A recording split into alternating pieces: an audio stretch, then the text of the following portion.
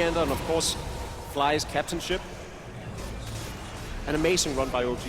We'll talk about MVPs in a minute, just before the end of the game.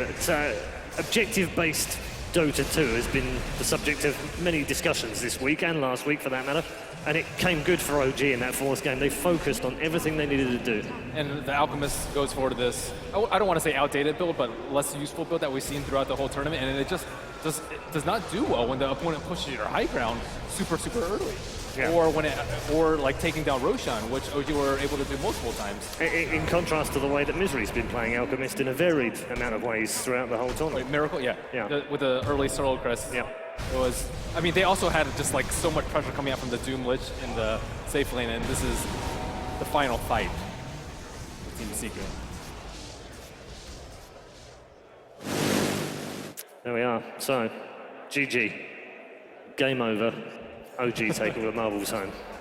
That's it, done and dusted. Are you surprised, honestly? Super surprised. I bet on them yesterday, sort of also because I'm Danish. There was a bit of bias involved. Maybe I didn't actually believe as much as I've done in a lot of other teams. I was completely sure EG would beat them today. I bet against them for the first time.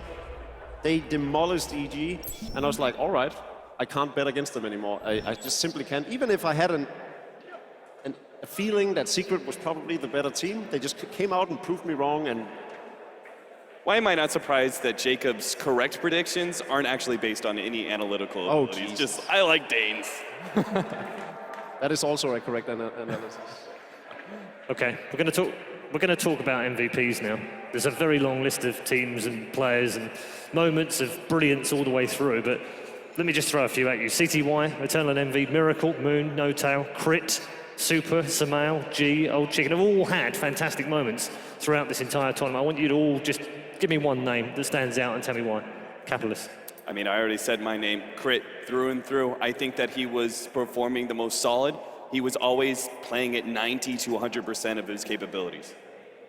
Okay. I'm completely on board with Cap as well. It's great. I don't want to be boring or anything, but he's just been the most standout to me. He's a newcomer to the scene. Well, newcomer in a sense. He's played a mid position before for much less successful Danish teams, but the way he's just broken into the international scene and how he's played in this tournament, definitely my MVP.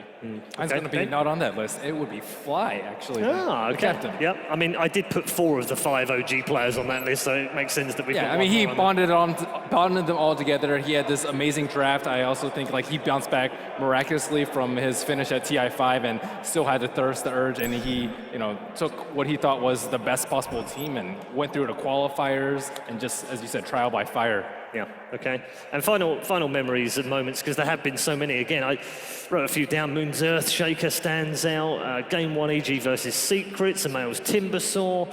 Crit, obviously, on the Wyvern. I think Ben quite rightly gave him best ever game on a Winter Wyvern that he's ever seen. What's your favorite memory that you're going to take away from Frankfurt? I want to go back to the early on in the tournament with Unknown beating Newbie. I think that was an amazing story. Yep. I think that actually gives us something else to talk about outside of the obvious winners. But we have this international community that's trying to make it Southeast Asia, South America. This is their opportunity to show themselves in an international tournament. I think they had very promising results, and I'm looking forward to seeing more of them in the future. I think it was, we had the 2 8,000 MMR players in mid. I think it shows that the new players do have a place. People are like, oh, you have to have played for 10 years, you have to have experience and whatnot. But this young blood is really where it's at, and whereas the Chinese scene was kind of lacking, and Miracle delivered some top tier performances. Okay, Jacob, last words? I'm sort of agreeing with Ben on that, but at the same time, we saw that at TI. We've seen it with Samael, we've seen it with CDC. For me, one game stands out, EG against Secret. It doesn't even include OG, but that game 1 was definitely the game of the year for me. Yeah. An amazing game, double rapier on Eternal Envy, whom I rightfully feel was a very integral part of why Secret was successful in this tournament, even if his juggernaut in this last game threw. Okay.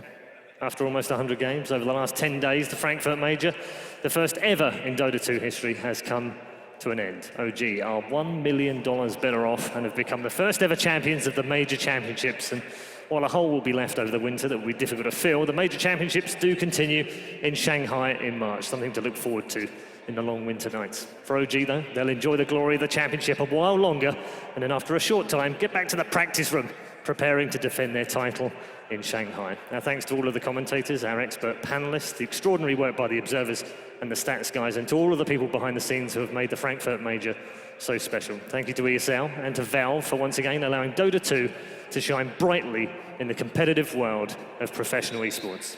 After such a brilliant set of matches, it's time to pack the booths away, send the players home, and say goodbye to Frankfurt. Thank you for coming to the Festhalle, and thank you to everyone around the world for tuning in. We'll see you again in the next major in 2016 in Shanghai. Until then, auf Wiedersehen.